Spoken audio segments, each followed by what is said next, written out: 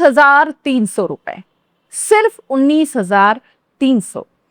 लेकिन उन्हीं पैसों के लिए एक भाई को अपनी ही बहन की कब्र खोद देनी पड़े, उसकी हड्डियां बोरी में भरकर बैंक के सामने रखनी पड़ जाए। सोचिए वो हालात कितने बेरहम रहे होंगे। करीब 55 साल का एक व्यक्ति, झुर्रियों से भरा चेहरा, आंखों में गहराई और भीतर अनगिनत सवाल और दर्द। नाम था जीतू मुंडा। दिन था 27 अप्रैल 2026, लेकिन कहानी शुरू होती है उससे कुछ दिन पहले। उस दिन जीतू अपने घर में अकेला बैठा था। घर में सन्नाटा था, इतना गहरा कि जैसे वक्त भी रुक गया हो। और तभी उसकी नजर एक पुराने जर्जर बक्से पर पड़ी, वही बक्सा जो उसकी बहन की आखिरी निशानी था। जैसे ही उसने बक्से को हाथ लगाया, उसकी उंगलियां कांपने लगी, आंखों से आंसू खुद ब खुद बहने लगे, क्योंकि उस बक्से में सिर्फ सामान नहीं था, उसमें उसकी बहन की पूरी जिंदगी बंद थी। उसकी बहन कालरा मुंडा, जिसकी 26 जनवरी 2026 को बीमारी के चलते मौत हो गई। अब इस दुनिया में उसका कोई नहीं बचा था, न पति न बेटा और अब बहन भी नहीं। जीतू ने धीरे धीरे बक्सा खोला। अंदर कपड़े थे, कुछ पुराने कागज थे और फिर एक बैंक पासबुक मिली। वो पढ़ा लिखा नहीं था, लेकिन इतना जरूर जानता था कि पासबुक का मतलब पैसा। वो पासबुक को ऐसे देख रहा था जैसे कोई भूखा इंसान रोटी को देख रहा हो। पासबुक में दर्ज थे छोटे छोटे अमाउंट, 50, 100, 200, 500। हर एंट्री एक कहानी कह रही थी, उसकी बहन की मेहनत की कहानी, उसकी बचत की कहानी।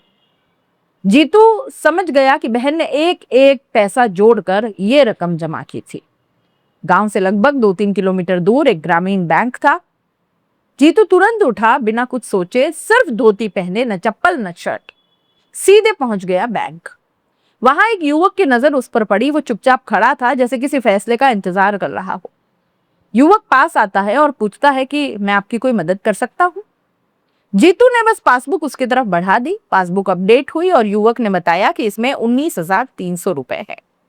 बस इतना सुनते ही जीतू के चेहरे पर जो सुकून आया, वो शायद करोड़ों कमाने वाले भी महसूस नहीं कर पाएंगे। उसने बहुत धीरे से कहा कि इतना पैसा? उसके लिए जैसे ये रकम खजाना थी, उसकी जिंदगी की सबसे बड़ी पूंजी। जब जीतू ने पैसे मांगे तो बैंक मैनेजर ने कहा कि ये पैसे ऐसे नहीं मिलेंगे, खाता धारक को आना होगा, या फिर उसके नॉमिनी को, या फिर डेथ सर्टिफिकेट लेकर आओ। अब जीतू ने कहा कि साहब, बहन तो मर चुकी है, उसका बेटा और पति भी मर चुके हैं। मैनेजर ने बिना पसीजे सीधे से जवाब दे दिया, जैसा कि अक्सर बैंक्स में होता है। कहा कि तो जाओ कागज लाओ, तब जाके पैसे मिलेंगे। अब साहब दिन बीतते चले गए। जीतू बार बार बैंक आता, चुपचाप खड़ा रहता, कभी रोता, कभी विनती करता, लेकिन हर बार उसे खाली हाथ लौटा दिया जाता। वो अनपढ़ था, उसे नहीं पता था कि डेथ सर्टिफिकेट कहाँ कैसे बनता है, किससे बनता है, कहाँ जाना है। उसे बस इतना समझ आ गया कि सबूत चाहिए। अब 27 अप्रैल 2026, जीतू फिर बैंक जाता है। फिर वही जवाब मिला कि जाओ सबूत लेकर आओ। ऐसे तो बैंक नहीं मानेगा, कागज लाओ, डेथ सर्टिफिकेट लाओ, कुछ तो लाओ जिससे यह साबित हो जाए कि भाई अब वो बहन इस दुनिया में नहीं है। इस बार वो चुपचाप वापस लौटा, लेकिन इस बार उसकी आंखों में आंसू नहीं थे, कुछ और था। जैसे वो अंदर ही अंदर एक फैसला कर चुका था। वो सीधे पहुंचा शमशान, जहां उसकी बहन को दफनाया गया, और फिर अपने हाथों से अपनी ही बहन की वो कब्र खोदने लगा। कोई नहीं जानता था कि वो क्या कर रहा है। कुछ देर बाद उसने बहन की लाश निकाली, जो अब कंकाल बन गई थी। उसे एक बोरी में डाला, लेकिन उसके पैर बाहर रह गए। वो चल पड़ा कंधे पर अपनी बहन की लाश लेकर। लोग देखते रहे, वीडियो बनाते रहे, पर किसी ने रोका नहीं। सबको लगा शायद ये पागल हो गया है। अब जीतू बैंक पहुंचा, सीधे मैनेजर के सामने जाकर बैठा और बोरी को जमीन पर रख दिया। धीरे से बोला, साहब, सबूत मांग रहे थे ना, ये रहा सबूत। मेरी बहन मर चुकी है, अब तो पैसे दे दो। ये देखकर पूरा बैंक जैसे सन्न रह गया। किसी की जुबान खुल नहीं रही थी। लोगों की आंखों में आंसू थे और दिल में गुस्सा। भीड़ जमा हो गई। लोग बैंक स्टाफ को कोसने लगे। इतना मजबूर कर दिया एक आदमी को। पुलिस आई, भीड़ बढ़ती चली गई। लोगों ने कहा कि एक बार गांव जाकर जांच कर लेते, प्रधान से पूछ लेते, इतना तो कर सकते थे। लेकिन नहीं, कागज चाहिए था। सरकारी काम हमारे भारत में इसी तरह से होते हैं, और इससे हर कोई वाकिफ है, उस पीड़ा से। सामने खड़े होकर अपने ही जीवित होने का प्रमाण देना पड़ता है। और कई बार जब वो कागजी कार्यवाही चूक जाते हैं तो प्रशासन जीवित व्यक्ति को जीवित मानने से इनकार कर देता है। ये हमारे भारत की व्यवस्था है। अब उस अनपढ़ आदमी को तरीका नहीं पता था साहब। किसी ने वीडियो वायरल कर दिया।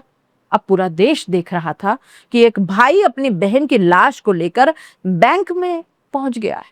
लोग पूछ रहे थे कि क्या यही सिस्टम है? दोस्तों, ये कहानी जो है ना, ये सिर्फ जीतू मुंडा की नहीं है।